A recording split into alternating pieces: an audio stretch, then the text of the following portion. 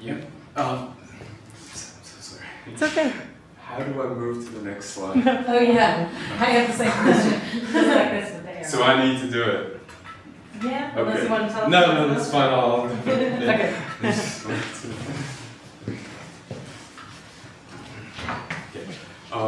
Hi everyone, and welcome to my analysis of theatre in London now. So my chosen theme for this year is ambition. Now, before I dive into the theme, I want to give a little bit of a backstory for why I chose this theme. So, when I moved from South Africa to the UK, I was very interested that I will get to experience the theatre in London, which I've always heard about and I've always been fascinated by, one of the most bustling and thriving theatre cultures in the world. So, as you can see here, I've always wanted to see all of these shows. The Myth, my favorite, it's the Shakespeare Globe, you know, all of them. So yeah, I really started going to all of these productions, but there was something that I was more interested in, and that's independent theatre, which I think London is one of the few long-standing places that has both a thriving commercial as well as non-commercial theatre culture. So I started going to more small-sized venues, independent shows, and something about it I found to be very interesting and different than traditional commercial theatre. And that's kind of why I decided to go with ambition to be the theme for my analysis. When I look at independent theatre, the one thing that I see all of the productions, which I will highlight in the next slide, they all have ambition in common. They may not be the most well produced, the most well executed. Some of them are good, some of them are bad, and most are just okay. But they all had that one thing which I thought was different and you wouldn't find in West End theatre, for example, and that is ambition. Now, for this year, I've analyzed 5 performances. The first one is Dear Liar. Dear Liar is a love story between two of the most prominent theatre figures in the 20th century, George Bernard Shaw and Miss Patrick Campbell. And then we have Beautiful Little Fool, also takes a different approach with ambition.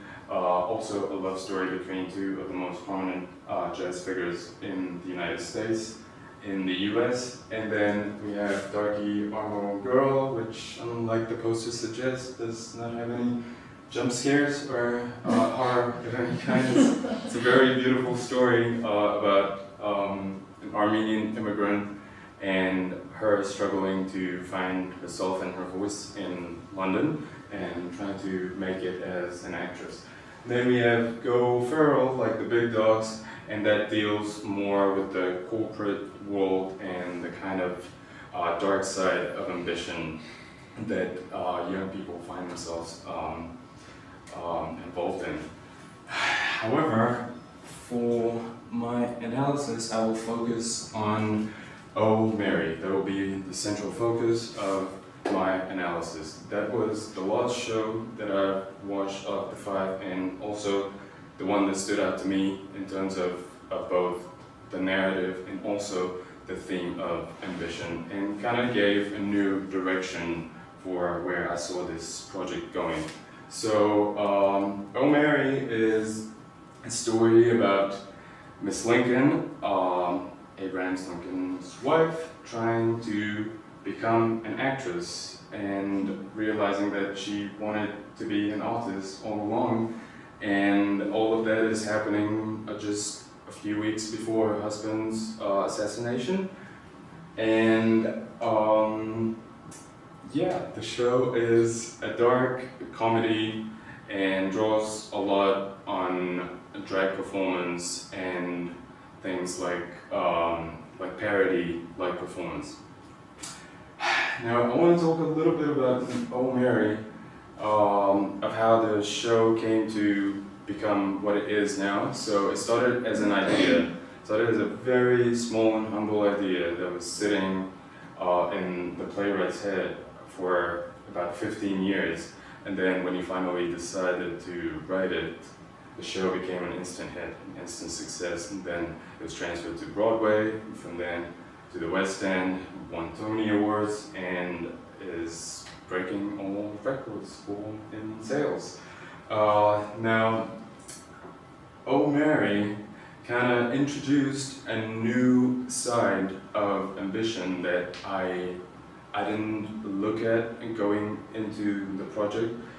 The show follows Miss Lincoln as she finds her voice in chasing her dreams and trying to become an actress, and then she realizes that what is driving her is not necessarily wanting to become a star or wanting to be this her own like mega star.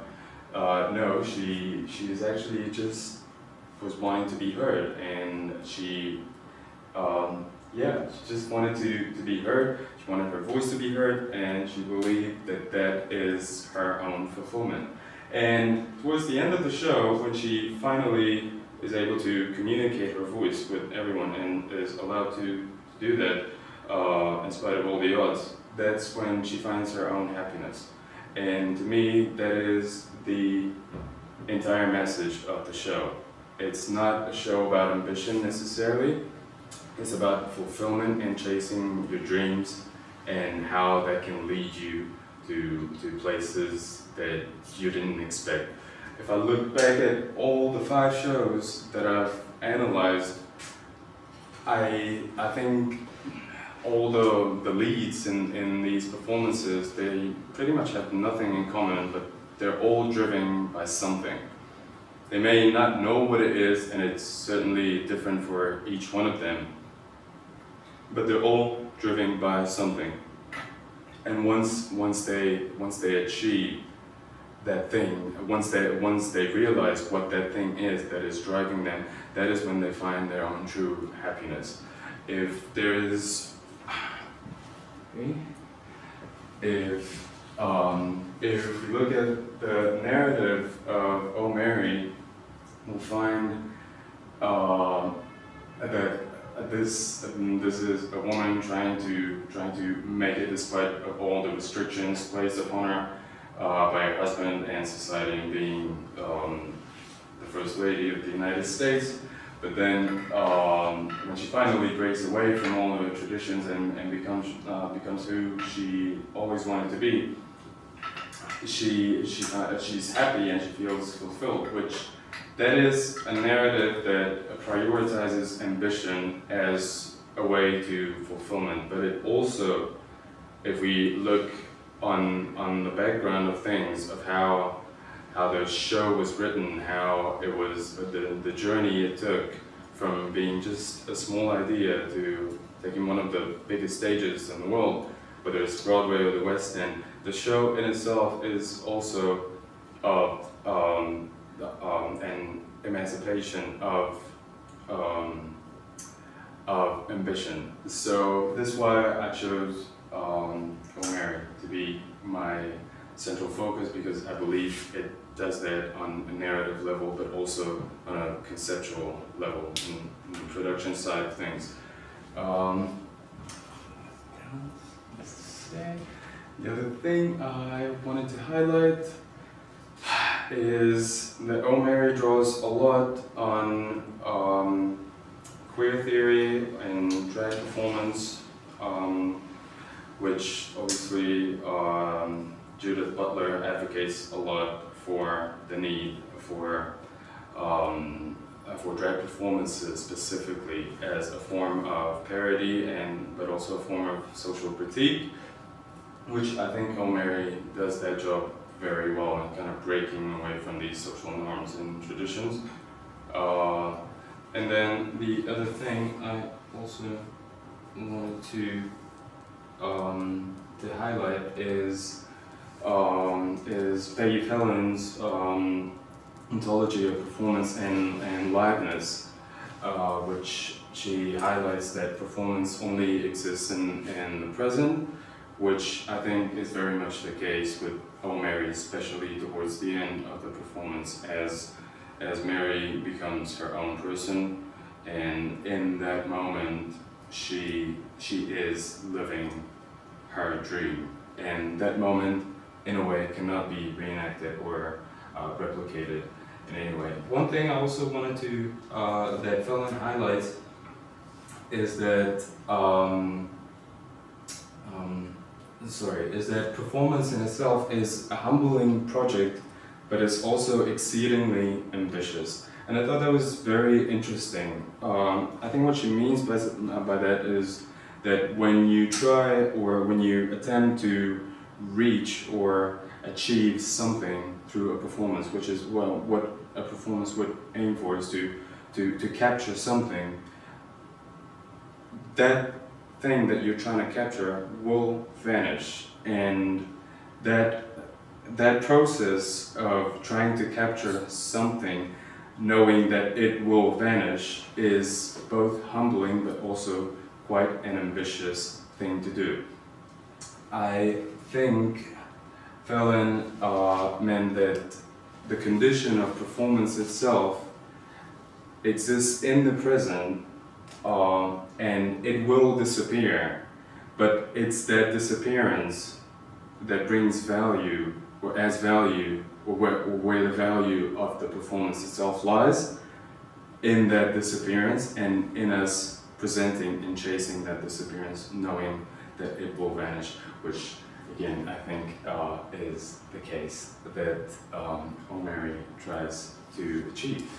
So overall, I want to say that my analysis of theatre in London now looked at ambition as the main theme, but what I've come to conclude from analyzing these 5 performances is that ambition is a downstream of identity. I think identity is a precursor to ambition, and without it, you cannot really have ambition, or it will be without direction, which you don't really want. And if we look at some of the plays that I've analyzed, we can find that to be the case, like with Go Feral, like The Big Dogs, for example. That is very much the case of an ambition without direction, or that hasn't found an identity yet, which takes on a very negative shape. Or if we look at a play like Dear Liar, for example, where we see that yes, like you can have ambition and you can be very driven, however, something will always be missing, and that thing in Dear Liar's case was love, was the longing for someone else to share their journey with. So I think identity is fulfilled in many different ways, and it will be different for each one of us. However, the ultimate goal for each of these individuals was to find their identity, and that's how they feel fulfilled in their ambition. How are we doing on time? You gotta wrap it up. Okay. I'm pretty much done. Good. Okay, great.